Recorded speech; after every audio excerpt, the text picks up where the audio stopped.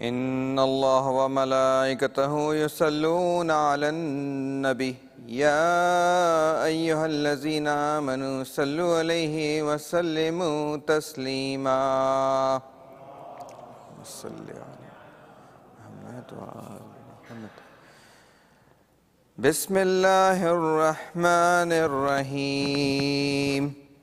ياسين والقرآن الحكيم إنك لمن المرسلين على صراط مستقيم تنزيل العزيز الرحيم لتنذر قوما ما أنذر آباؤهم فهم غافلون لقد حق القول على أكثرهم فهم لا يؤمنون إنا جعلنا في أعناقهم أغلالا فهي إلى الأذقان فهم مقمحون وجعلنا من بين أيديهم سدا ومن خلفهم سدا فأغشيناهم فهم لا يبصرون وسواء عليهم أأنذرتهم أم لم تنذرهم لا يؤمنون إنما تنذر من اتبع الذكر وخشي الرحمن بالغيب فبشره بمغفرة وأجر كريم إنا نحن نحيي الموتى ونكتب ما قدموا وآثارهم وكل شيء أحصيناه في إمام مبين واضرب لهم مثلا أصحاب القرية إذ جاءها المرسلون إذ أرسلنا إليهم اثنين فكذبوهما فعززنا بثالث فقالوا إنا إليكم مرسلون قالوا ما أنتم إلا بشر مثلنا وما أنزل الرحمن من شيء إن أنتم إلا تكذبون قالوا ربنا يعلم إنا إليكم لمرسلون وما علينا إلا البلاغ المبين قالوا إنا تطيرنا بكم لئن لم تنتهوا لنرجمنكم وليمسنكم منا عذاب أليم قالوا طائركم معكم أئن ذكرتم بل أنتم قوم مسرفون وجاء من أقصى المدينة رجل يسعى قال يا قوم اتبعوا المرسلين اتبعوا من لا يسألكم أجرا وهم مهتدون وما لي لا أعبد الذي فطرني وإليه ترجعون أتخذ من دونه آلهة إن يردني الرحمن بضر لا تغني عني شفاعتهم شيئا ولا ينقذون إني إذا لفي ضلال مبين إني آمنت بربكم فاسمعون قيل ادخل الجنة قال يا ليت قومي يعلمون بما غفر لي ربي وجعلني من المكرمين وما أنزلنا على قومه من بعده من جند من السماء وما كنا منزلين إن كانت إلا صيحة واحدة فإذا هم خامدون يا حسرة على العباد ما يعطيهم من رسول إلا كانوا به يستهزئون ألم يروا كم أهلكنا قبلهم من القرون أنهم إليهم لا يرجعون وإن كل لما جميع لدينا محضرون وآية لهم الأرض الميتة أحييناها وأخرجنا منها حبا فمنه يأكلون وجعلنا فيها جنات من نخيل من نخيل وأعناب وفجرنا فيها من العيون ليأكلوا من ثمره وما عملته أيديهم أفلا يشكرون سبحان الذي خلق الأزواج كلها مما تنبت الأرض ومن أنفسهم ومما لا يعلمون وآية لهم الليل نسلخ منه النهار فإذا هم مسلمون والشمس تجري لمستقر لها ذلك تقدير العزيز العليم والقمر قدرناه منازل حتى عاد كالعرجون القديم لا الشمس ينبغي لها أن تدرك القمر ولا الليل سابق النهار وكل في فلك يسبحون وآية لهم أنا حملنا ذريتهم في الفلك المشحون وخلقنا لهم من مثله ما يركبون وإن نشأ نغرقهم فلا صريخ لهم ولا هم ينقذون إلا رحمة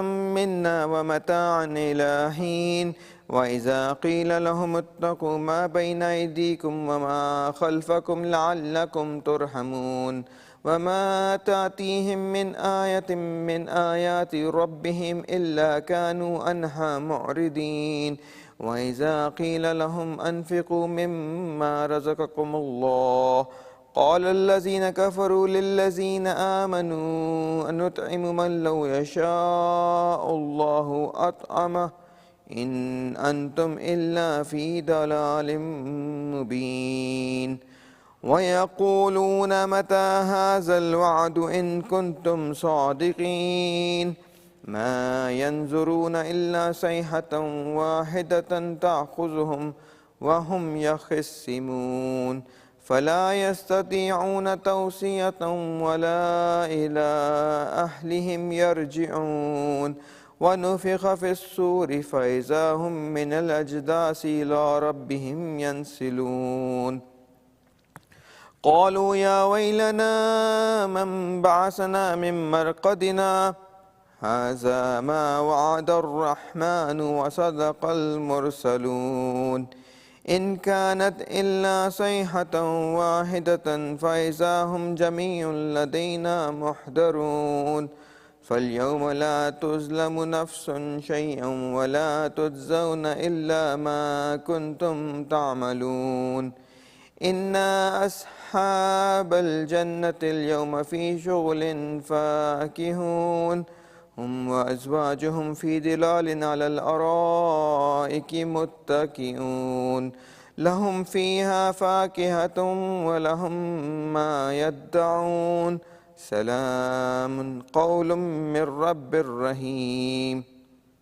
وامتازوا اليوم أيها المجرمون ألم أحد إليكم يا بني آدم ألا تعبدوا الشيطان إنه لكم عدو مبين وأن اعبدوني هذا صراط مستقيم ولقد أضل منكم جبلا كثيرا أفلم تكونوا تعقلون هذه جهنم التي كنتم توعدون اصلوها اليوم بما كنتم تكفرون اليوم نختم على أفواههم وتكلمنا أيديهم وتشهد أرجلهم بما كانوا يكسبون ولو نشاء لتمسنا على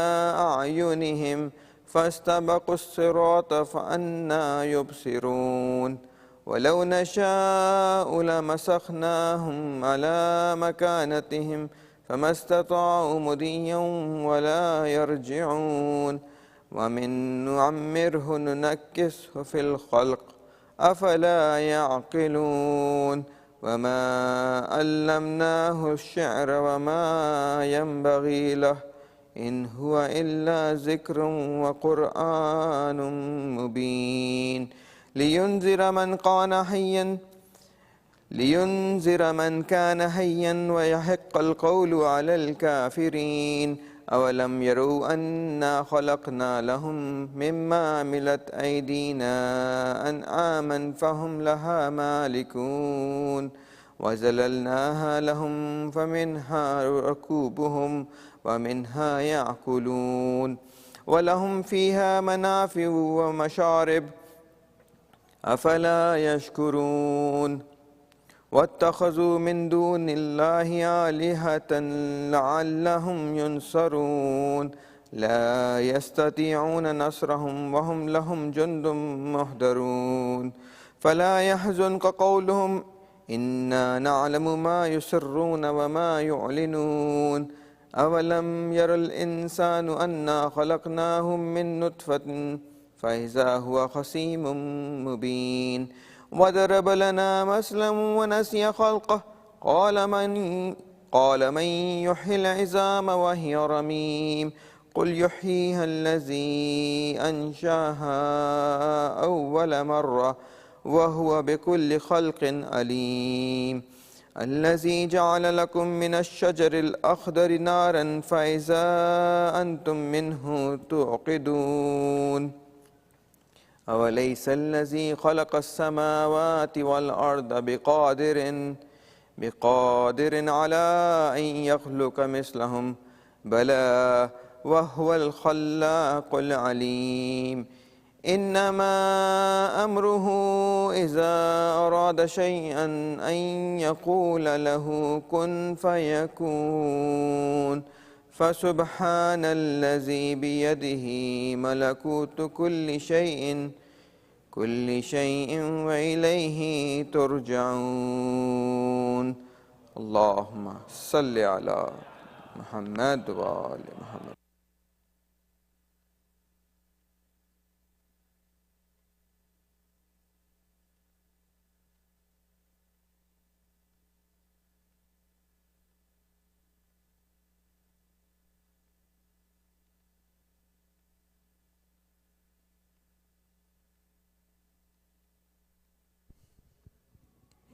محمد وآل محمد صلوات.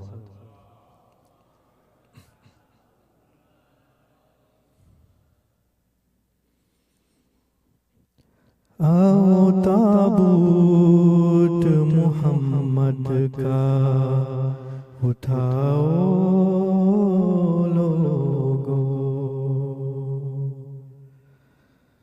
آؤ تابوت محمد کا اٹھاؤ لوگو، ساری دنیا کو وفاداری، ساری دنیا کو وفاداری سکھاؤ لوگو، آؤ تابوت محمد کا اٹھاؤ لوگو، جس عقیدت سے بپا کرتے ہو میلاد نبی، جس عقیدت سے بپا کرتے ہو میلاد نبی، فرش غم سے محمد کا، فرش غم سے محمد کا بچھاؤ لوگو، آؤ تابوت محمد کا اٹھاؤ لوگو، یہ صفِ غم ہے محمد کی یہاں فرق نہیں،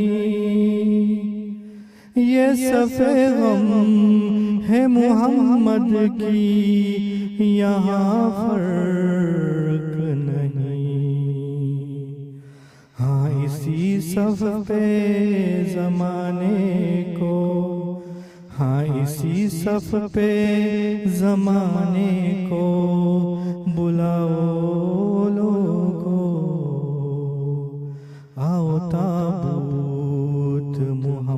محمد کا اٹھاؤ لوگو.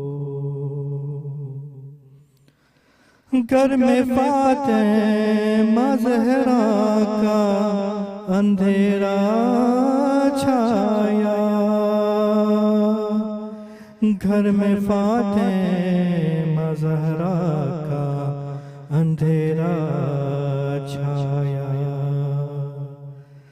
آج کی رات چراغوں کو، آج کی رات چراغوں کو بجھاؤ لوگو.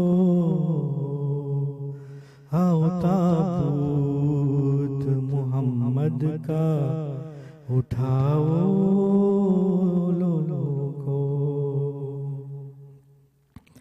خاک کے پتھر بھی جو امت کو دعا دیتے رہے، خاک کے پتھر بھی جو امت کو دعا دیتے رہے. ایسے محسن کا نہ احسان، ایسے محسن کا نہ احسان بھلاؤ لوگو. آؤ تابوت محمد کا اٹھاؤ لوگو. اپنے غم بھول کے دیتی ہے خدیجہ یہ صدا، اپنے غم بھول کے دیتی ہے خدیجہ یہ صدا. آنسو زہرا کی یتیمی پہ، آنسو زہرا کی یتیمی پہ بہاؤ لوگو. آؤ تابوت محمد کا اٹھاؤ لوگو. غم میں مظلوم کے رونے ہیں نبی کی سنت، غم میں مظلوم کے رونے ہیں نبی کی سنت. یہ حقیقت نہ زمانے سے، یہ حقیقت نہ زمانے سے چھپاؤ لوگو. آؤ تابوت محمد کا اٹھاؤ لوگو. کیوں ہے خاموش بقیہ کے اجر جانے پہ، کیوں ہو خاموش بقیہ کے اجر جانے پہ. اپنے سرکار کو ایسے نہ، اپنے سرکار کو ایسے نہ رلاؤ لوگو. آؤ تابوت محمد کا اٹھاؤ لوگو. اپنے بابا کی جدائی میں جو چھپ کر روئی، اپنے بابا کی جدائی میں جو چھپ کر روئی، دل اسی فاطمہ زہرا کا، دل اسی فاطمہ زہرا کا بڑھاؤ لوگو. آؤ تابوت محمد کا اٹھاؤ لوگو. بعد بابا کے جسے حق نہ ملا دنیا سے، बाद बाबा के जिसे हक ना मिला दुनिया से, उसके हक के लिए आवाज, उसके हक के लिए आवाज उठाओ लोगो, आओ ताबूत मोहम्मद का उठाओ लोगो। मोहम्मद सल्लल्लाहु।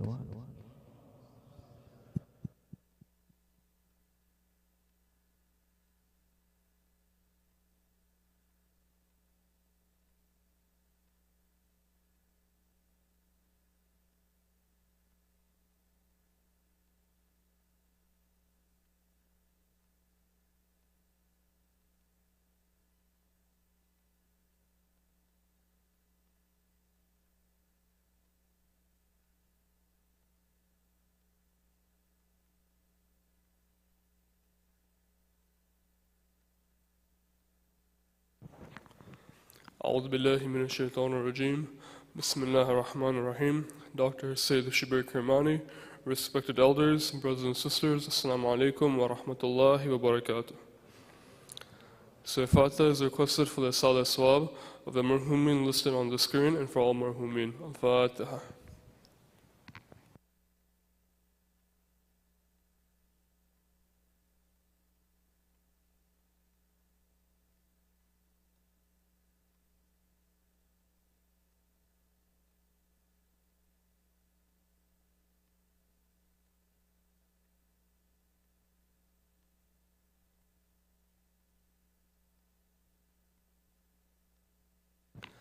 Ayyamun Yujibu is requested for the names listed on the screen and for all those in need here and elsewhere.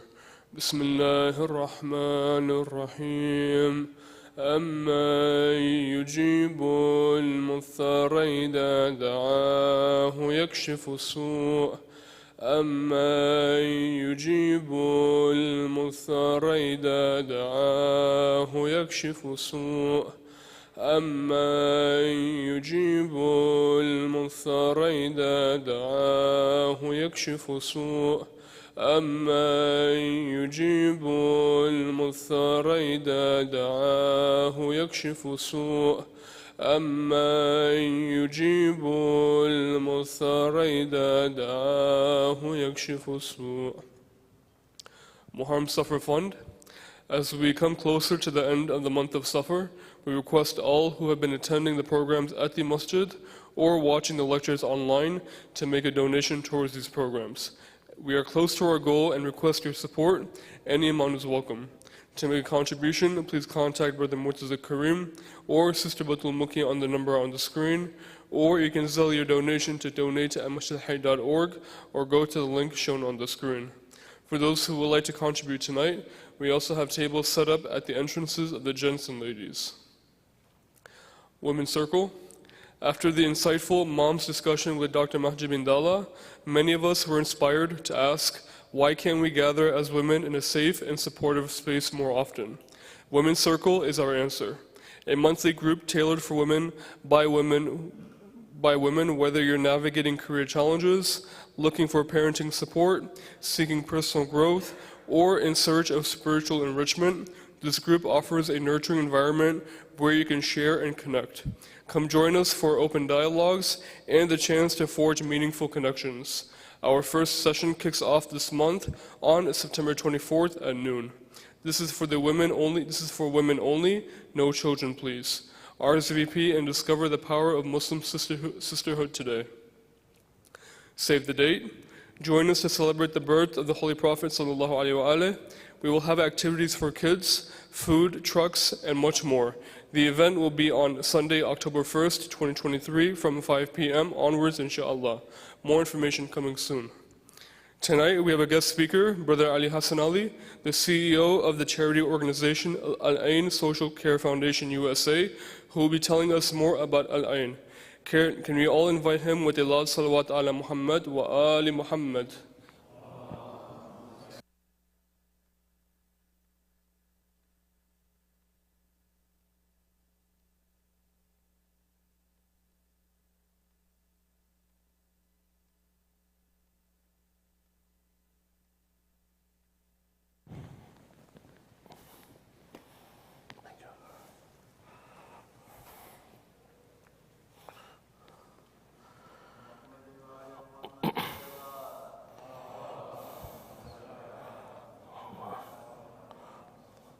Bismillah ar-Rahman ar-Rahim.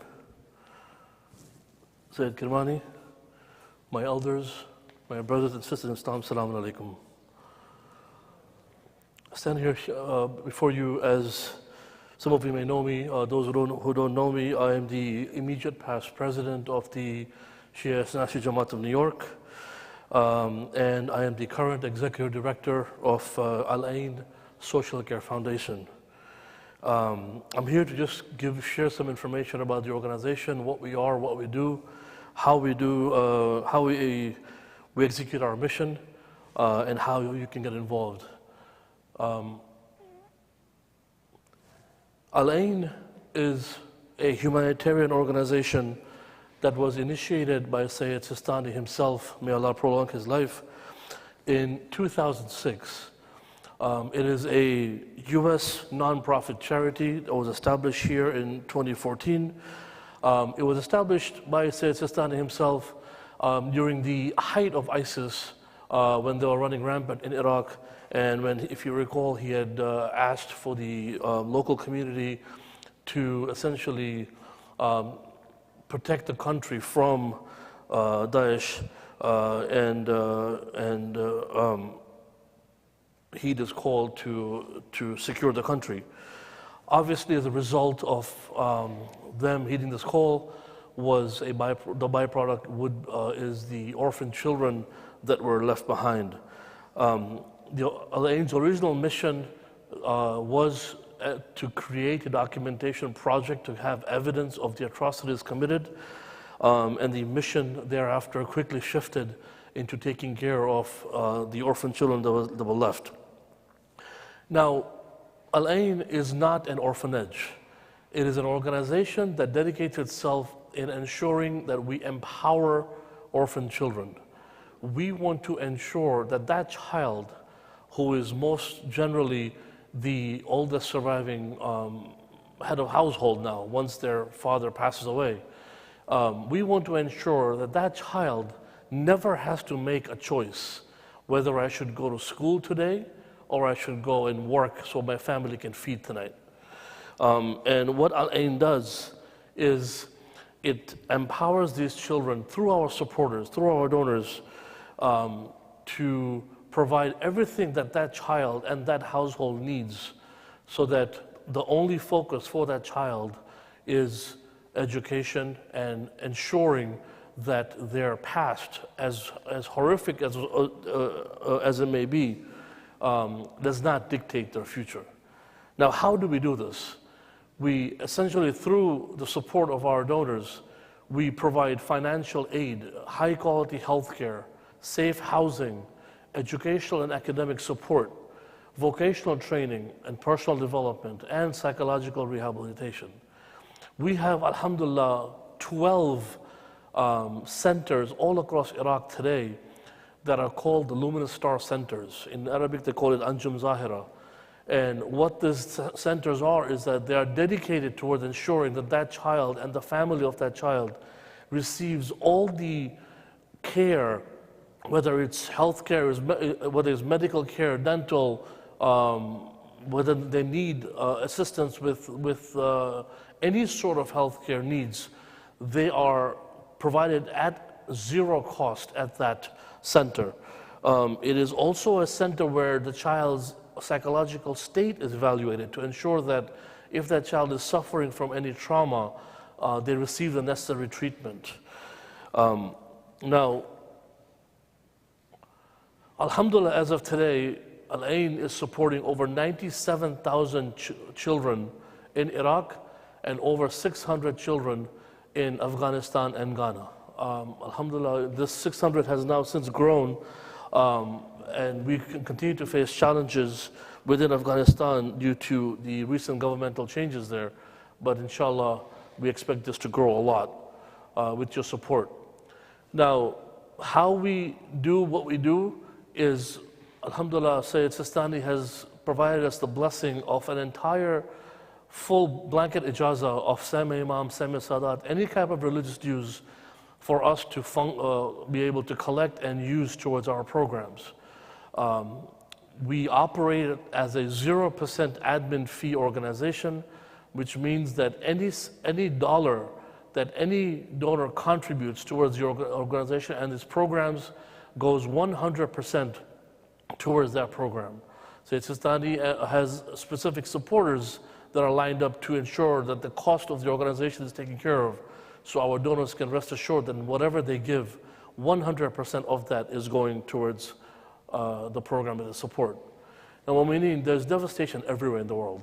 You can see in Afghanistan, in Ghana, in many places, right now in Morocco, in Iraq. I want you to focus on that 4.5 million children in Iraq live below the poverty line. $2.20, Mu'mineen. $2.20. I cannot buy a cup of coffee at Dunkin' Donuts for that price. I cannot buy a gallon of milk for that price. Nor can I buy a dozen eggs or a bag of apples.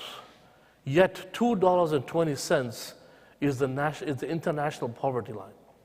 That's all it takes for you to contribute $2.20 a day to lift a child out of poverty.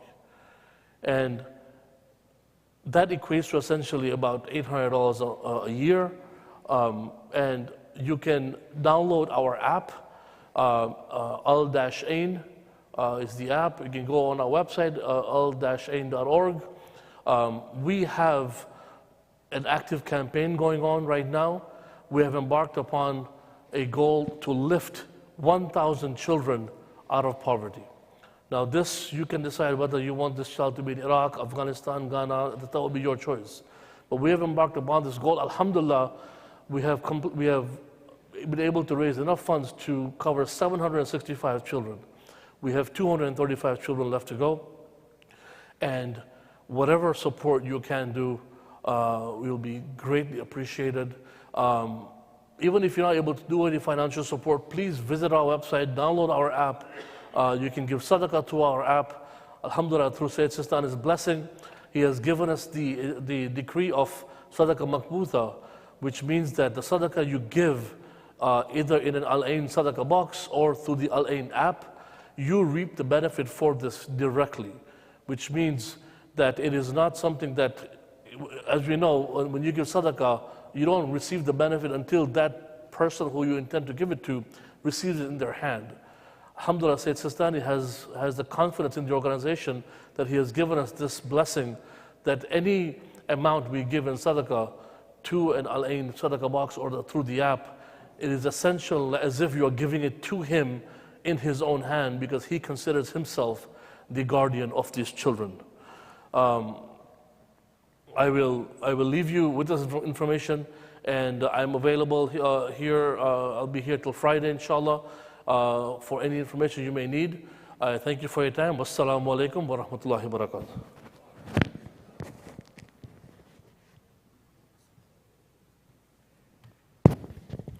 This time I'd like to invite Dr. Kirmani to give tonight's lecture with the loud salawat ala Muhammad wa ali Muhammad.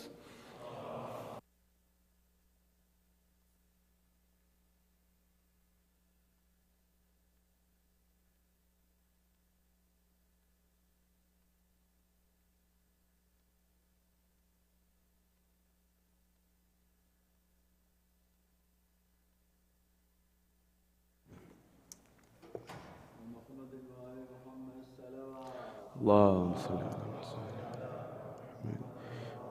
محمد. أعوذ بالله من الشيطان اللعين الرجيم. بسم الله الرحمن الرحيم. فوض أمري إلى الله إن الله بصير بالعباد ولا حول ولا قوة إلا بالله العلي العظيم. حسبنا الله ونعم الوكيل ونعم المولى ونعم النصير.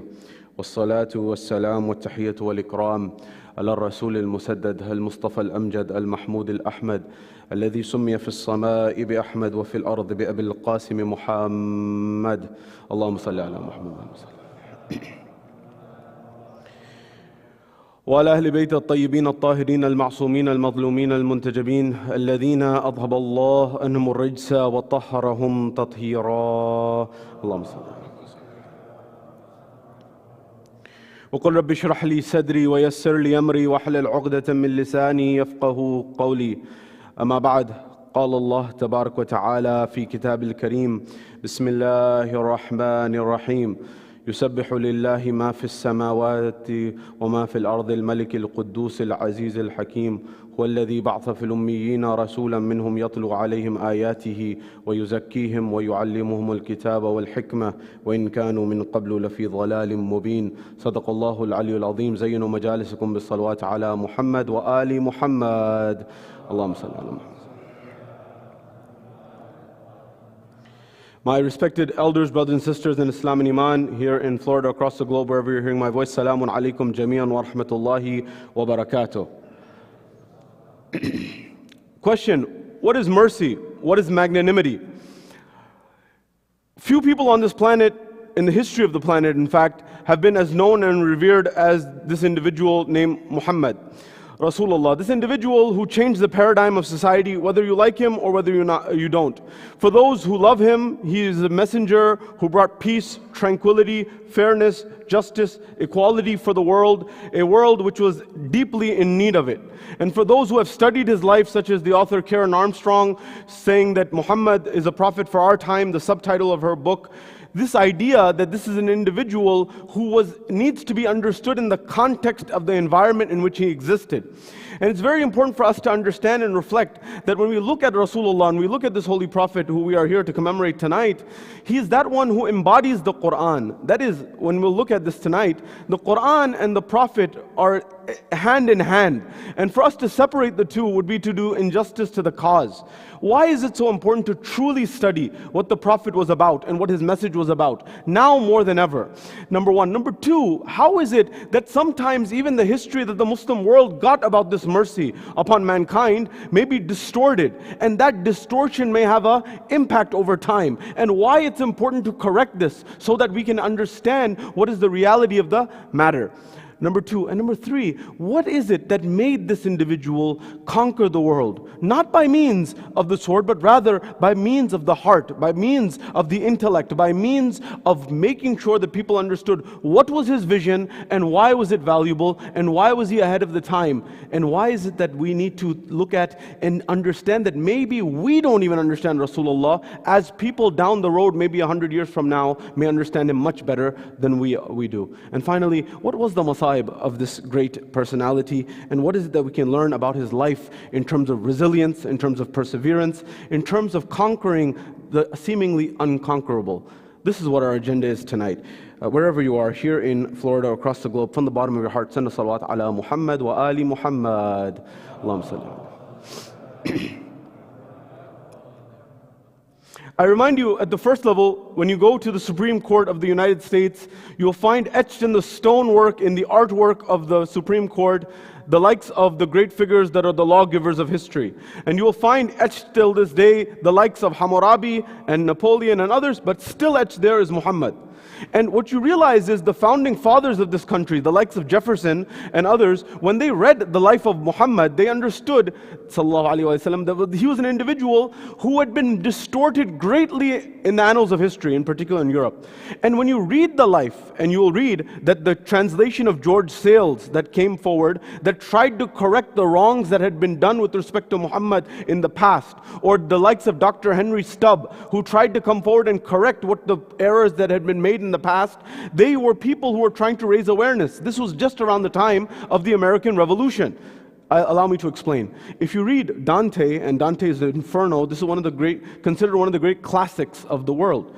Now, Dante was an Italian poet, and Dante is read in the annals of all the major universities of the world. And when he came to the Inferno or hell, he said, "Who's at the depths of hell?" And he put the Prophet there, and of course, Imam Ali. Now, if you go further in the context, we can say Dante was a terrible human being for this. This is one perspective.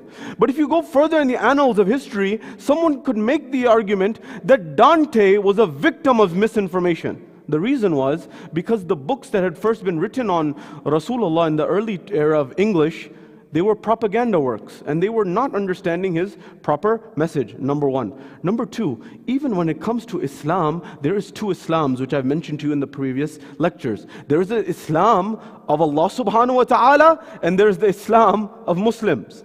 When people say Islam was spread by the sword, they are not referring to the Islam of Rasulullah that was spread by the sword. They are referring to the Islam that was spread during some of the Khulafa after Rasulullah. And that needs to be delineated and separated. So when it comes to this understanding, you and I, our destination is what? Our destination is Allah subhanahu wa ta'ala, God Almighty. But in order to get to Allah subhanahu wa ta'ala, how do we get there? Allah is not coming to us. Where is Allah? Not that He would come to us. Allah is everywhere. Now the question is, Allah is closer to you than your jugular vein, and He is, no doubt. But the question is, how close are we? And I remind you, and I remind myself, if you ever want to know, where does Allah stand with you? Ask your question. If you want to know where Allah subhanahu, where you are with respect to your relationship with Allah, ask yourself, where does Allah stand with you? Is Allah a priority in your life or not? Is Allah a priority in my life or not? You flip the question, you'll get the answer. If Allah is not a priority in your life, then you can figure out perhaps where you are in your standing with Allah, or I am with my standing with Allah, number one. Number two, when it comes to this, before we get to Rasulullah, why do we commemorate these individuals? Why do we commemorate these personalities, the A'immah? I need to make this clear so that the next generation also understands that when we have the istishhad, the shahadats and the wiladats and the commemorations of the A'immah, the 12 Imams for example, and the Ma'sumin, Bibi Fatima for example, is this something that is separated from the Prophet? Is this something separated from Allah? The question that is first needs to be asked here is, where do I get the sunnah of Rasulullah? Where do I get the life of Rasulullah? Where do I get the history and the times of Rasulullah? The first principle, you know, when we study the history of Karbala and where did the mu'arrikhin come from and where did the people who wrote the tarikh come from, you'll find the books that were earlier books, for example, Abi Makhnaf and other maqatil, literature books that were written. What was the first books that were written, for example, on the life of Rasulullah? And you'll find that those books were written after an 80 to 100 year period after Rasulullah left this world. So for example, the seerah of Ibn Ishaq, for example. Now, during that period and that time, the compilation of the life of Rasulullah was not done during that time, number one. During his own lifetime. It happened afterwards. There was a gap. Why was it that after Rasulullah left this world, for 100 years, you weren't even allowed to write down some of the traditions? There was a halt on these things. Because, you see, when we come to the books of Islam, you need to be, and I need to be mindful about this. There was revisionist history that was done. Revisionist history means what? Revisionist history, I was reading a book on the history of what is known as the Holy Land now, the history of Jerusalem.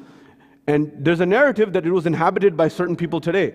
But the interesting part about this book was saying that there's fossil evidence now and archaeological evidence that we have that says there were people who are from Palestine and Arabs 4,000 years ago, which undoes that. You see, when the truth becomes known, the narratives change and the understanding of things change. So when someone comes forward and says, oh, this was originally such group's land, and you start finding fossil evidence, other relics and remains, it starts to put into question what was being said there. Similarly, when it came to George Sales and when it came to Henry Stubb, and people, for example, one of the things that people always used to say about Rasulullah 200, 300, 400 years ago in America and in Europe, they used to say Muhammad was a polygamist, for example. And Dr. Henry Stubb said, hold on a second. Okay, we're criticizing him for that, but isn't David and Solomon, aren't they polygamists in the Bible? So why do we have a double standard that we point a finger at Muhammad, but we don't point a finger there? So he said these are questions we need to be honest about, number one. Number two, when it came to these narrations that came to the Muslim world, many times you will notice, unfortunately, the Muslim world tried to reduce the position of Rasulullah and the maqam of Rasulullah. Why? Because Rasulullah had set such a high caliber of what leadership is, that for 40 years nobody could raise a finger at this individual to say anything that he had done was out of absolute immaculateness and ethical character. They would say that, well, we can never get to this. Those khulafa and those people who came after, we can never get to this level. And so if we have errors, people will say, oh, you're not following the path of Rasulullah. So let's see if there's some way that we can make Muhammad seem more human like us. And if we see he's seen more as human like us, then as a result of that, we won't be held to that high standard. Because they'll say, Muhammad had flawed, he has flaws, we have flaws too. Same difference, no difference. And so the reality was, we have to go back to the origins of what the seerah of Rasulullah truly is, and we will not understand Islam, and we should not understand Islam from the likes of people who, for example, became Muslim, for example, those who have the narrations from Rasulullah. With all due respect, by the way, I don't mean this in a derogatory way, in the frame of academia, the likes of Abu Huraira, who had the most traditions, but when he came to becoming Muslim, he became Muslim quite late. And so these things need to be considered. The true life and the true times of Rasulullah needs to be considered, number one. Number two, what does the Quran say about this individual and why is it so noteworthy? The verse that I recited at the beginning comes from the very famous verses of Surah Jum'ah that we recite every Friday. يُسَبِّحُ لِلَّهِ مَا فِي السَّمَاوَاتِ وَمَا فِي الْأَرْضِ الْمَلِكِ الْقُدُّوسِ الْعَزِيزُ الْحَكِيمُ. Al-Malik, Al-Quddus, Al-Aziz, Al-Hakim. Allah subhanahu wa ta'ala says this. He says, whatever there is in the heavens and the earth. Now keep in mind, these are terminologies for people to understand for all times. But whatever is in the heavens and the earth means all of creation.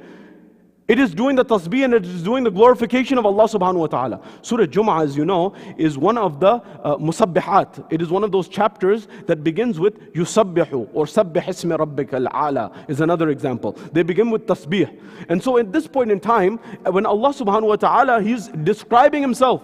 Who is Allah subhanahu wa ta'ala? Al-Malik, Al-Quddus, Al-Aziz, Al-Hakim. Malik is the one who's sovereign. Absolute sovereignty is Allah subhanahu wa ta'ala's. Quddus, the holy, Allah subhanahu wa ta'ala is the ultimate. Of course, we're limited by language to try to describe Allah subhanahu wa ta'ala in these terms. Allah's used the Arabic word, but we're having to translate here. Al-Quddus, Al-Aziz, the mighty, Al-Hakim, the wise. So Allah subhanahu wa ta'ala gives His description there. Then He continues, هُوَ الَّذِي بَعْثَ فِي الْأُمِّيِّينَ رَسُولًا مِّنْهُمْ يَتْلُو عَلَيْهِمْ آيَاتِهِ وَيُزَكِّيهِمْ وَيُعَلِّمُهُمُ الْكِتَابَ وَالْحِكْمَةَ.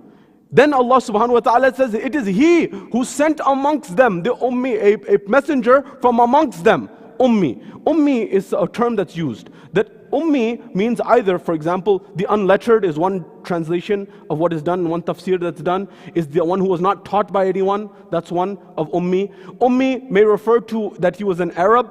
But there's another one that has been mentioned in the tafasirs, that Ummi actually is coming from the Semitic root of the word Gentile. And the reason was that there's this delineation in the Bible, and especially in the Jewish faith, of Jews and Gentiles. Jews were those who were God's chosen people, and Gentiles were those who were not. And so at this point in time, Rasulullah is not considered part of the Jews, he's considered part of the Arabs. But why is it that God may have chosen this? And the reason is the innate nature of the egalitarian fairness and equality in Islam is what made Islam that religion which even made people in the 20th and the 21st century gravitate towards it. All those movements, for example, the African American movement of people who migrated towards Islam. You look at the stats today of how many Hispanic Muslims are becoming followers of Hispanic members of the community are becoming Muslim. You look at all of those people who say that, look, there has to be a better system of God. Don't take my word for it. Tolstoy, Leo Tolstoy, the great Russian author in terms of who wrote War and Peace and many other great works, he said, Islam always had a higher footing and a higher standing than Christianity. Why? He said because Islam never anthropomorphized, and Islam never said, look, hold on a second, God is a human being. Christianity, modern Christianity had done so. But Muhammad and Islam never said that God is a human being who's tangible in that sense. God is greater. The Christian world, even Tolstoy says, they tried to bring God down to the point that they made him human like themselves. It seems the Muslim world tried to do the same thing with Rasulullah. Yes, Rasulullah was a human being in terms of what is his classification. Is he jinn? No. Is he angel? No. Is he malaik? No. Is he insan? Yes, he's in that category. But to say that Rasulullah is like us is a distance in terms of understanding the ma'rifah and the maqam of Rasulullah. So now come back to these verses. Allah subhanahu wa ta'ala says, He is who? He's the one who is Malik al-Quddus al-Aziz al-Hakim. These are the traits, these are the names of Allah that He's giving you. But then the Mufassirin say, look at how parallel these verses are, the first and second verse of Surah Jum'ah, where He says when He wanted to describe Himself, He used these terms. But when it came to Rasulullah, He said what? هو الذي بعث في الأميين رسولا منهم يتلو عليهم آياته ويزكيهم ويعلمهم الكتاب والحكمة. What does Allah subhanahu wa ta'ala say? He sent amongst them a messenger from amongst them, from the Ummi, from the Gentiles, if you will. And He sent them, and He sent him doing what? He taught him to teach the ayat, ويزكيهم, and to purify them, ويعلمهم الكتاب, and to teach the book, wal hikmah, and wisdom. If you line up all of these, you will find that when Allah wanted to explain Himself, He used Rasulullah by saying what? He is the sovereign. Allah said, I'm the sovereign one. Malik. He says, what does Rasulullah do? He recites the signs. How do you know someone is the sovereign and the most powerful? Someone needs to indicate those signs. So Rasulullah is reciting in the Quran, Sanurihim ayatina fil afaq wa fi anfusihim. We've put signs for them in the horizons and within themselves. Do you know, sometimes when we translate the Quran, we call it a verse. This comes from the Bible. We've borrowed the terminology from the Bible in order to describe our book. But Allah didn't call them verses. Allah called them ayat. Ayah means a sign. Each ayah of the Quran is a sign of Allah subhanahu wa ta'ala. Rasulullah is reminding us and telling us what are those signs. So sometimes when you translate something, you lose the meaning, number one. And number two, when we don't expand vocabulary, we end up hurting ourselves. The title of our lecture was Mercy and Magnanimity to Mankind. In fact, it's not mankind. وَمَا أَرْسَلْنَاكَ إِلَّا رَحْمَةً لِلْعَالَمِينَ. If Allah subhanahu wa ta'ala is saying Alhamdulillahi Rabbil Alameen, and we're saying in Surah Al-Hamd that glory be to the Lord of the universe, or wherever the universe stretches, that means wherever Allah's universe goes, there the mercy of Muhammad goes. And that's why it's important for us to understand that what is mercy and what is magnanimity. Mercy, maybe for example, you have the upper hand on someone and you show them mercy. But magnanimity is a higher principle. And it's important to understand the vocabulary so that you can understand what is the nuance of what's being said. You know, sometimes in our world, we lose and we miss nuance because we want espresso shot quick answers. I remember there was an economist being asked, and he said, I was being asked by the news, my view on what's the economy like? Not the current economy, but maybe you could apply it to the current economy. He said, you have one word. What's your one word answer? He said, one word? Okay, so they rolled the camera. He said, what's your one word take on the economy? He said, good. I said, good. He said, no, expand on that. He said, no, you said one word. He said, okay, not one word, two words. So they said, okay, roll the camera again. What's your take on the economy? Not good. I said, what? He said, you gave me 2 words. I said 2 words. First you said good. Now you're saying not good. He said, okay, 3 words. That's it. That should do it. He said, okay. He said, roll the camera. What's your take on the economy? He says, not good enough. And the reality of the matter is, when we try to get these short, quick answers, we miss much of the nuance of what's being said. So for example, Rasulullah at the moment when he's doing Sulh Hudaybiyah, when they asked him to remove his name as Muhammad Rasulullah, and Imam Ali is writing it down, and Rasulullah is saying that Suhail is the gentleman on the other side who's representing the Quraysh, and he's saying, if we believed you to be Muhammad Rasulullah, then we wouldn't be arguing with you. So remove it. So Imam Ali says, once I've written it, Ya Rasulullah, I can't remove your name. I accept this wholeheartedly. So Rasulullah said, give it to me, I'll remove it. First principle in Dalil that Rasulullah knew how to read and write. If he didn't know how to read and write, how did he know where to remove his name from and where it was written? So he removes it. And at that point in time, somebody said, as you know very famously, that I have never doubted Muhammad's Risala like I've doubted it today. And this idea of this peace treaty coming about, the vision of Rasulullah was second to none. He was seeing much beyond. I want to remind you something, I don't have the time to cover all of it, but Plato wrote one of the first works that's considered one of the first works in political science, in which he wrote in the Republic. And he said that, this individual who's in the cave, and he gives the very famous allegory of the cave, which I've told you numerous times before. And after Plato came Islamic philosophers such as Farabi. Muallim al-Awwal, they call him Aristotle. Muallim al-Thani, they call him Farabi. Farabi came forward and said, hold on. This philosopher king that Plato had said, the world will not know peace until all kings become philosophers and all philosophers become kings, meaning knowledge and power are together. Knowledge and power, true, but remember, knowledge at that time included ethics. It included morality. It included virtue, which we don't teach anymore, which we don't discuss anymore. Knowledge is only considered scientific knowledge now, perhaps. Although that's very important, that's not the only form of knowledge. So Farabi said, this philosopher king was none other than Muhammad. Muhammad was someone who had knowledge of the highest caliber and he had the ability to execute on it.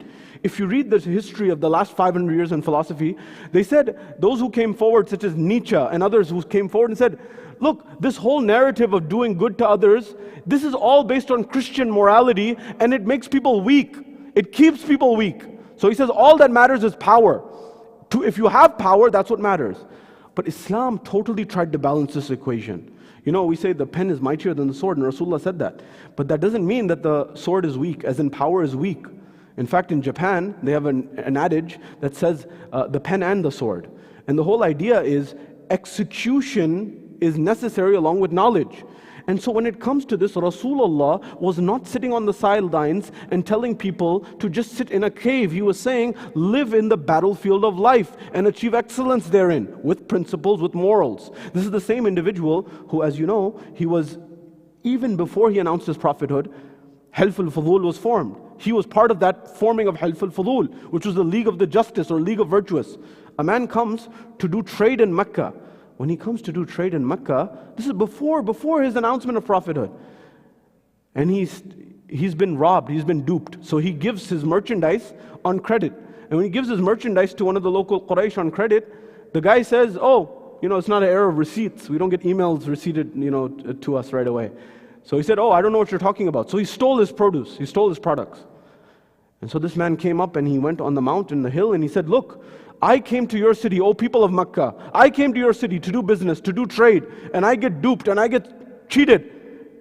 And I give someone property and I give them my produce, and they take it and they're not giving me the money. Who is there to give me justice? At that time, there was no one to give justice. But Rasulullah, along with some other people, came together and said, look, we need to make sure that there's a system that protects someone. They come even from outside, they have someone to look after them. Afterwards, this is where the wisdom of Islam was coming full force. What do I mean? If you know, Islam was something that took either absorbed, rejected, or transformed elements of the society. The same way that, for example, if you look at the history of Christianity, there were elements of things that were absorbed, rejected, and transformed.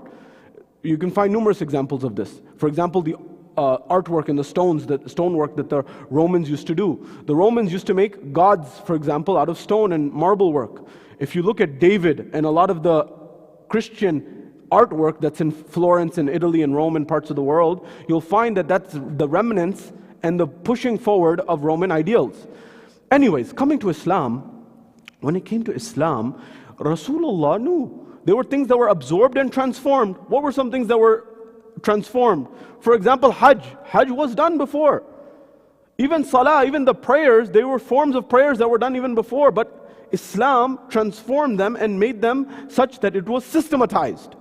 And so it's important for us to keep these things in mind. So when it comes to this, there was the one thing that was the most important for Arabs, bar none, nothing else compared.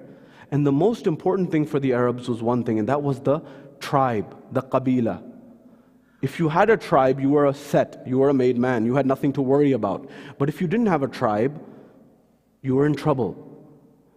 And so Rasulullah and Islam came forward and said, look, you have a tribe, and the tribe is yours, sure. But if you have Quraysh, you have Banu Hashim, you have these different tribes, Banu Qaynuqa, Banu Nadir, these are all tribes that were in Arabia. But what if you don't have a tribe? What if you're Salman? What if you're someone who came from another place? What if you're Bilal?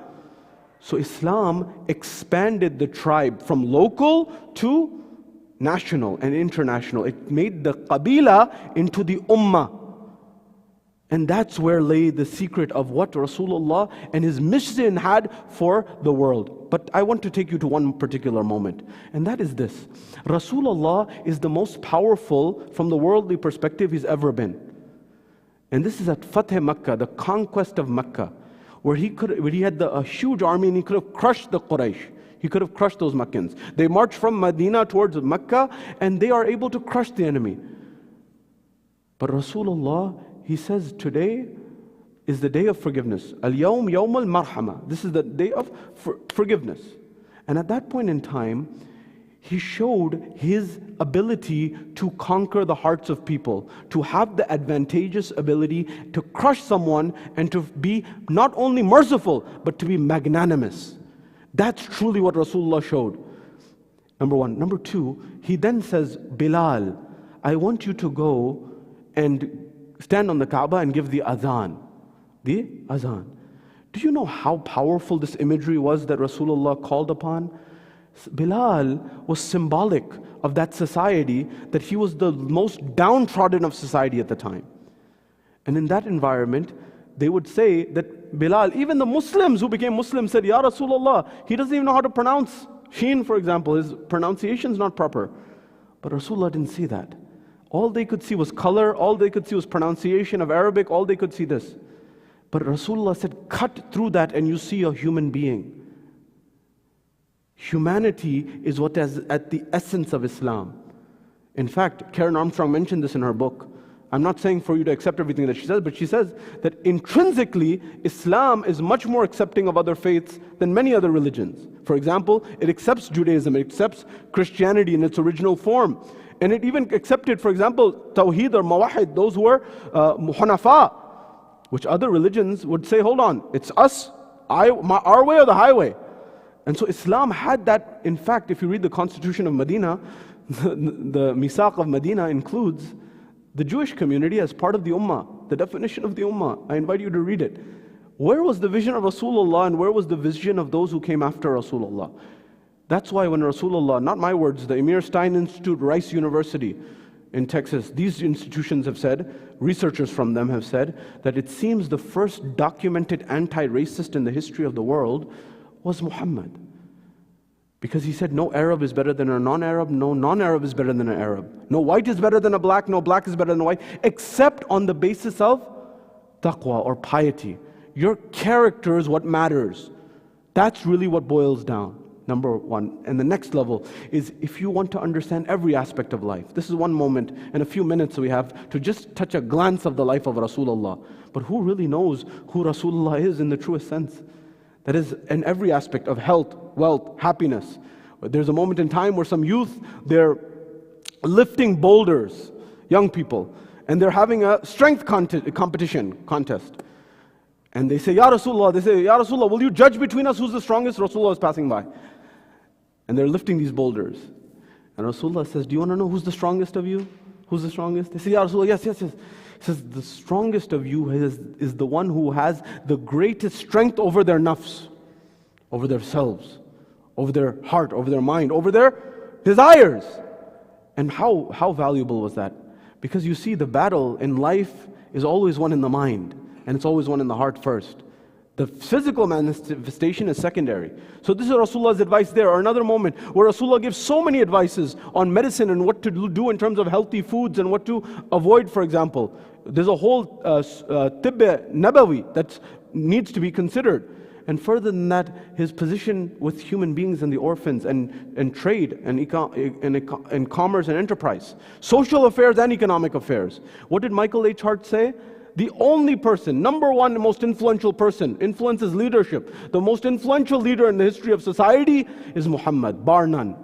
Spiritual system and secular system comprehensively. And so he said, Muhammad, there's nobody else who's like him, who was able to bring a religion and also be secularly successful. Who else has done this in history? But the way he did it, he was a salesman, a tradesman, an entrepreneur, a merchant in the early part of his life. But when people did business with him, they said he was the most honest, the most fair, the most reasonable. They wanted to do business with him over and over again. The same Muhammad, the same Rasulullah, the same Rasul A'zam, when he came on this is the same one who had such relations, and we should consider cultivating this again in our world, between the Muslim and the Christian community, where he said to the first Muslim migration is to where?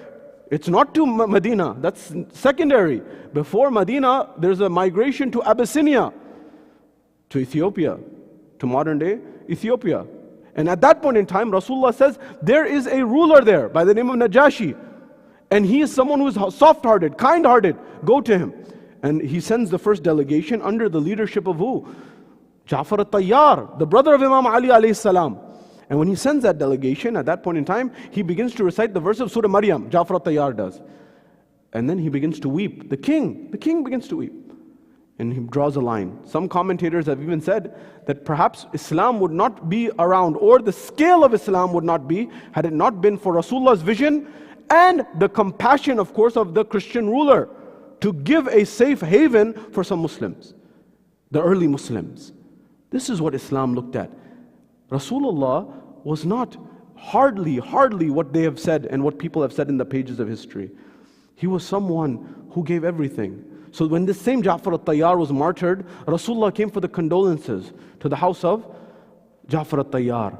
And he saw a young boy playing in the courtyard by the name of Abdullah ibn Ja'far al-Tayyar, the son of Ja'far al-Tayyar. And he says, my son, what are you doing? My child, what are you doing? He says, I'm doing business, inshallah. He says, I'm doing business. Now, he was perhaps playing business. He was a child at the time, but he was perhaps doing trade, monopoly, things like that we do. So Rasulullah put his hand on the head of Abdullah ibn Ja'far al-Tayyar. There are 3 moments, according to riwayat, that dua is accepted straight away. Number 1 is when you see the Kaaba for the first time. Number 2, if you are oppressed, mazloom, and you have no one to rely on except Allah subhanahu wa ta'ala, that dua is accepted straight away and it goes straight to Allah subhanahu wa ta'ala. And third is when you put your hand on the head of an orphan in affection. That dua is accepted straight away. And how that dua was accepted, Allah knows. Abdullah ibn Ja'far al-Tayyar became the wealthiest person in Arabia. IMF, World Bank, all in one.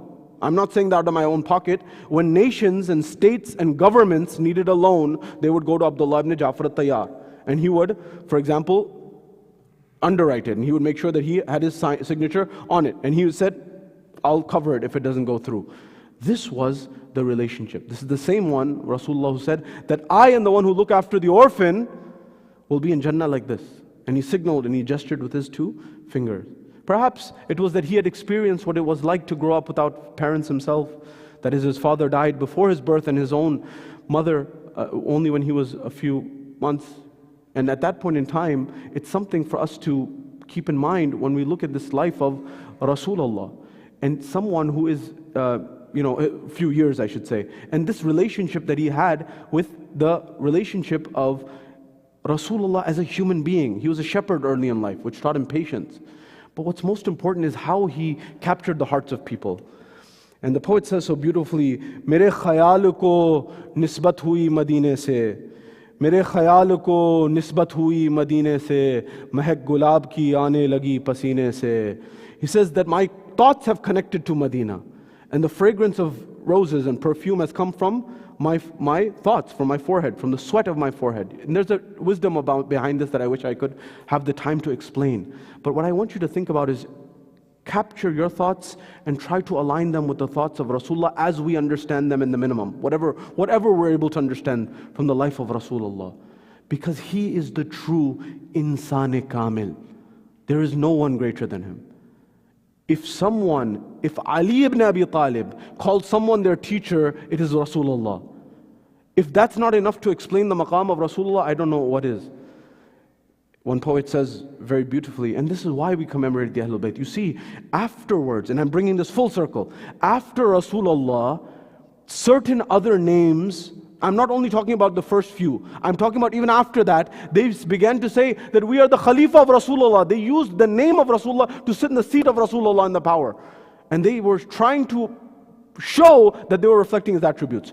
We discussed Ali, we discussed Fatima al-Zahra, we discussed Hassan al-Mujtaba, we discussed Hussein, we discussed all of the Imams, because when we look at the personality of Rasulullah and we look at for a reflection in the mirror of the history of Islam in terms of who reflects the true traits of the Ahlul Bayt and Rasulullah himself, you won't find anyone except these individuals, the Ahlul Bayt.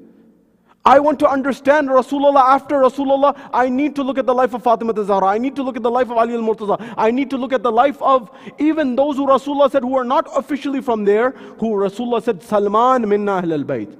These are the people who I will understand what the true seerah of Rasulullah is. Otherwise, how can I understand it? People who beheaded others on personal vendettas, people who, for example, who came forward and put the caste system back in Islam, that was not the vision of Rasulullah. And that's why we get to the true tragedy of Rasulullah. What's the true tragedy? And I'm concluding here. What's the true tragedy of Rasulullah? Was it being pelted with stones? Although that's very difficult. In Taif, that's not the whole tragedy. Others were troubled in this way. Was the true tragedy of Rasulullah that they threw the intestines of a sheep on him?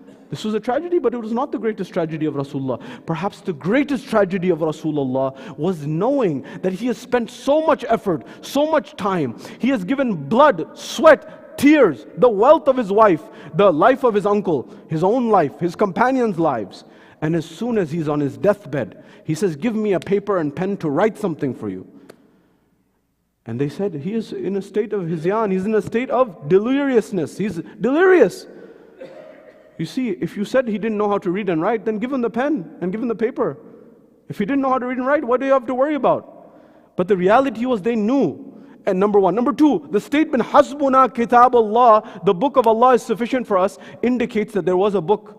Otherwise, what are you referring to when you're saying Hasbuna Kitab Allah? So it's important for us to keep these things in mind. But the greatest test perhaps of Rasulullah was this, that he knew that as soon as his eyes will close, maybe even before that, all of the hard work that he has done, people will begin to spill water all over it. And that's exactly what happened. To the point that when they started arguing in front of Rasulullah, he said, get away from me. It's as if he had seen everything. But there's another moment that I want to tell you. If I remind you, in Judaism, when they look at the story of Ibrahim, they say that the same thing. You know, Allah mentioned Kitaba wal Hikmah. You know the things that He mentioned about Rasulullah? هو الذي بعث في الأمين رسولا منهم يتلو عليهم آياته ويزكيهم ويعلمهم الكتاب والحكمة. Kitaba wal Hikmah is mentioned with respect to Ibrahim, Isa and Muhammad and Rasulullah. This wisdom that was taught by Rasulullah and the book and the wisdom that was taught is something that's sacred, that needs to be considered. Allah's might comes from the book that He has given, the book of laws, the books of His principles. And the wisdom comes from the seerah of Rasulullah, the life and times of Rasulullah. And that is what Rasulullah had to see. But in Judaism, they say, look, you know what? There's a huge test that Abraham had to give. And that test was, he had to sacrifice his son. And they say, what a test this is. That, you know, sometimes when it comes to you as a person, you may sacrifice. But when it comes to your child, that's a different level of sacrifice. But even the Jewish rabbis, throughout time, some have argued that what if God had asked Abraham, to sacrifice not his son, but his grandson? That would be the ultimate sacrifice. And perhaps that is the sacrifice of Rasulullah, because in Islam we are told, وَتَرَكْنَاهُمْ فِي الْآخَرِينَ Salamun ala Ibrahim. Ibrahim, we replaced Ismail with the ram, but taraknahum fil akhirin, we postponed this to a later date. That postponement was what? That postponement was Karbala. That postponement was that test that Rasulullah knew that in his lifetime what will happen to his daughter Fatima al-Zahra and what will happen to Hussein al-Shaheed bi Karbala. Azadaru ajrukum ala Allah. Ye Rasulullah ki shahadat hai.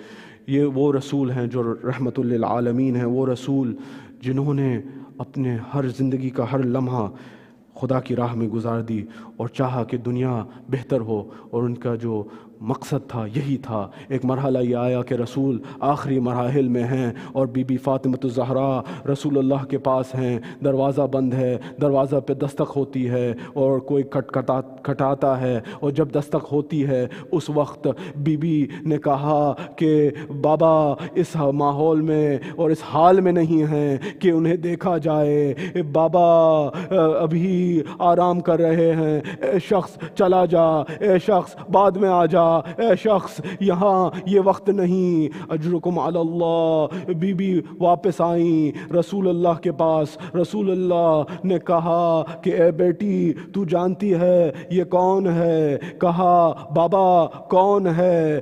कहा कि ये वो है जो बहन और भाई को जुदा कर देता है, ये वो है जो शोहर और बीवी को जुदा कर देता है, ये वो है जो बाप और बेटी को जुदा कर देता है, ये मलकुल मौत है, ये किसी से पूछ के नहीं आता, ये किसी से इजाज़त लेके नहीं आता, मगर ये तुम्हारा मकाम है कि इसने चाहा कि अल्लाह की तरफ से ये इजाज़त ले ले और फिर आए। फातिमा ये तेरा मकाम है कि ये इजाज़त लेके आ रहा है। बीबी समझ गई मलकुल मौत है जो रूह परवाज پرواز کرے گی رسول اللہ کی جو روح قبض کرنے آ رہا ہے رحمت للعالمین کا. جب یہ روح پرواز کر گئی امت نے کیا صلہ دیا؟ یہ آئینہ ہے اہل بیت جن میں رسالت نظر آتی ہے. یا رسالت کے جو بھی مراحل ہیں، اخلاق نبی، اخلاق پیغمبر، خلق پیغمبر، یہ سب اہل البیت میں نظر آتے ہیں. مگر امتحان رسول خدا امتحان ابراہیم سے آگے گزرا. ابراہیم نے اسماعیل کا امتحان دیا، خدا نے بدل دیا. مگر رسول کو زندگی میں بھی پتا تھا کہ ان کے بعد امت در و دیوار پہ آگ لے کے آئے گی، اور فاطمہ جو ام ابیہا ہیں در و دروازے کے درمیان بی بی پس جائیں گی، بی بی زخمی ہو جائیں گی. اور آخری مرحلہ یہ ہے، یہ وہی حسین ہیں جو رسول اللہ نے کہا حسین منی وانا من الحسین. اے رسول خدا یہ وہی حسین ہیں جو بی بی زینب نے کہا روز عاشور کے بعد، کہا اے نانا رسول خدا یہ آپ کا حسین ہے جو اپنے خون میں آلود ہے. یہ امت یہ صلہ امت نے دیا. ألا لعنة الله على القوم الظالمين وسيعلم الذين ظلموا أي منقلب ينقلبون إنا لله وإنا إليه راجعون. السلام عليك يا رسول الله، السلام عليك يا أمير المؤمنين، السلام عليك يا فاطمة الزهراء سيدة النساء العالمين، السلام عليك يا حسن المجتبى، السلام على الحسين وعلى علي بن الحسين وعلى أولاد الحسين وعلى أصحاب الحسين. معتم حسين يا حسين يا حسين. بابا رسول خدا ہو رہے ہیں سب ملول، اہل وطن یا رسول روتے ہیں شہر خدا. بابا رسول خدا کرتی ہے زہرا بکا، رو نہ کیوں کربلا ہو گیا مجھ سے جدا. بابا رسول خدا شبر و شبیر نے چھاک گرا کیے، پیٹتے ہے کربلا. بابا رسول خدا روتی ہوں شام و سحر، غم میں تیرے پدر، چین نہیں مصطفیٰ.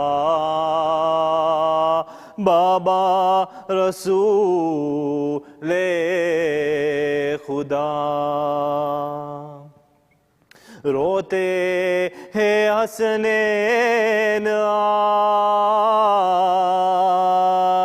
خود کو پچھارے ہیں آج، ویران مدینہ ہوا. بابا رسول خدا ہائے رسول خدا شافی روز جزا کہتی ہے فاطمہ ہائے رسول خدا یا حسین یا حسین یا حسین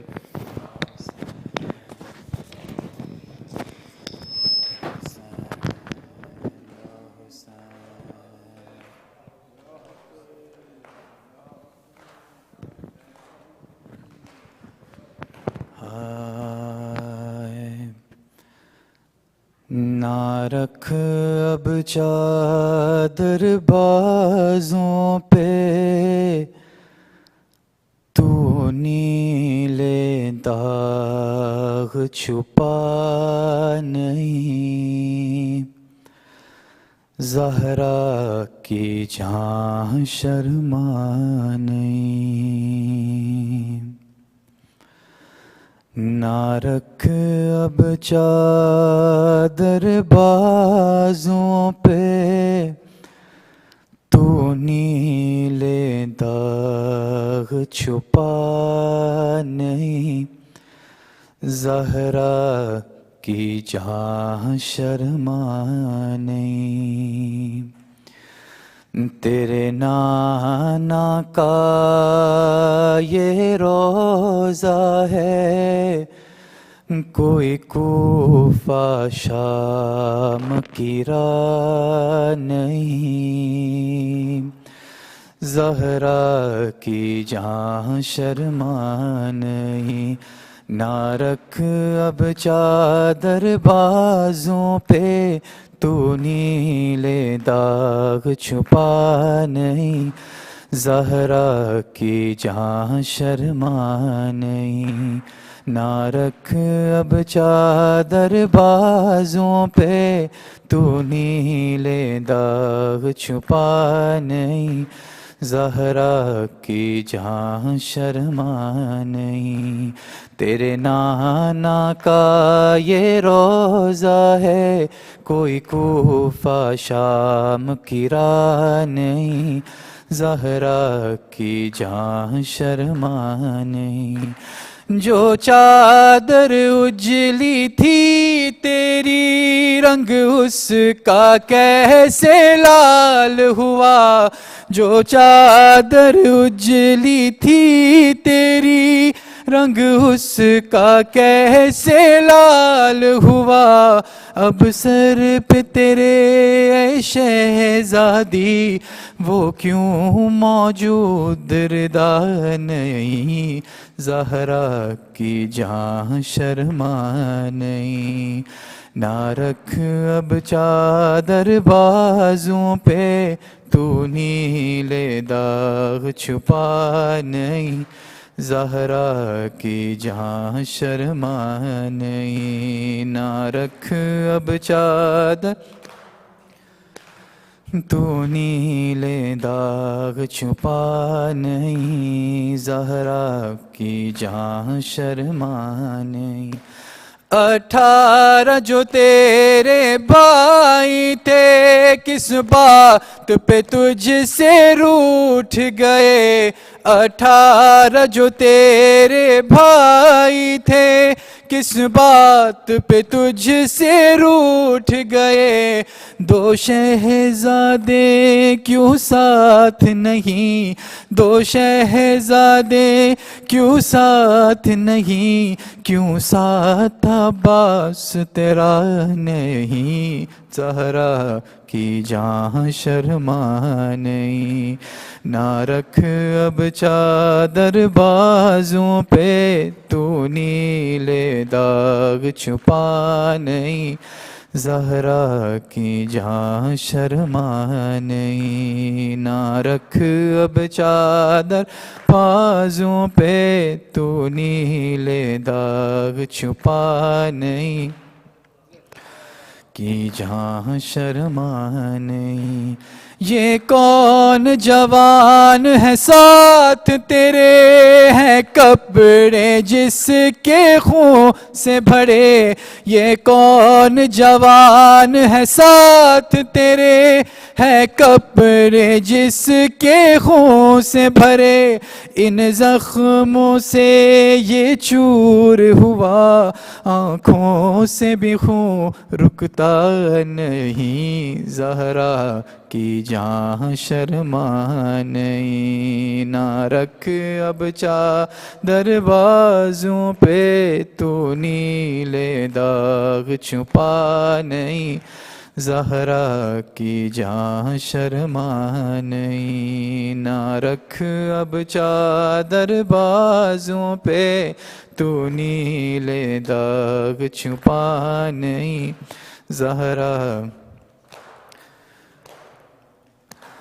کس حال میں کربل سے آئی اے زینب اپنے شہر میں تو، کس حال سے کربل سے آئی اے زینب اپنے شہر میں تو، اب اس کے سوا افسوس ہو کیا، اب اس کے سوا افسوس ہے کیا، پہچان سکی صغرا نہیں، زہرا کی جان شرما نہیں، نہ رکھ چادر بازوں پہ تو نیلے داغ چھپا نہیں، زہرا کی جان شرما نہیں، نہ رکھ اب چادر بازوں پہ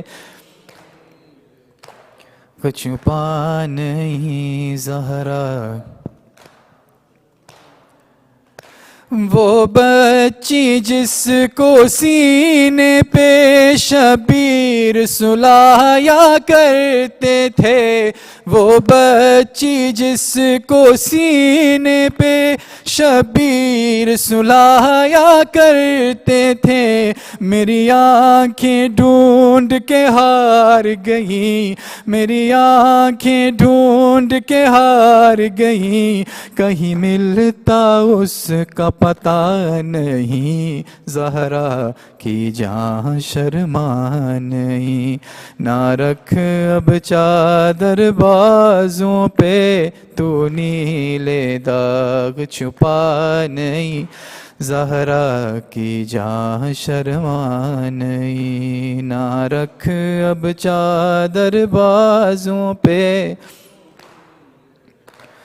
چھپا نہیں، زہرا کی جان شرما نہیں، ایک غلچہ دہن معصوم بھی تھا، نام اس کا اصغر رکھا تھا، ایک غلچہ دہن معصوم بھی تھا، نام اس کا اصغر رکھا تھا، کیوں خالی گود رباب کی ہے، کیوں خالی گود رباب کی ہے، اسباب میں کیوں جھولا نہیں، زہرا کی جان شرما نہیں، نہ رکھ اب چادر بازوں پہ تو نیلے داغ چھپا نہیں، زہرا کی جان شرما نہیں، نہ رکھ اب چادر بازوں پہ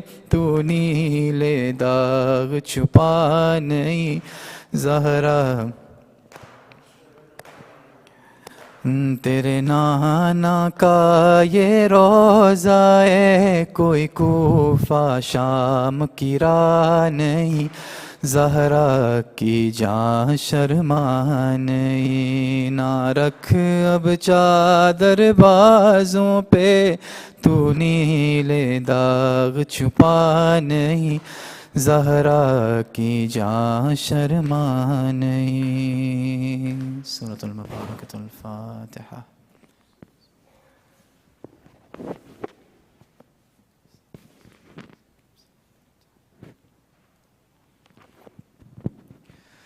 بسم اللہ الرحمن الرحیم۔ اللهم صل على محمد وآل محمد.